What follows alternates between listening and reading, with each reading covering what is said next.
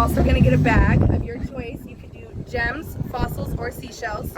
You're gonna take the sifter over along to the stream. Put the sifter in the stream. You're gonna pour your baggie into it. You can do a little bit at a time. You can do the whole bag, whatever you prefer. You're gonna sift through it in the water, and then all your goodies are gonna end up in the bottom of the tray. You're going to get a plastic baggie to put them into so you can take them home. That's awesome. And then you are also gonna get a card to tell you which ones that you got. And that's pretty much it. Thank you so much.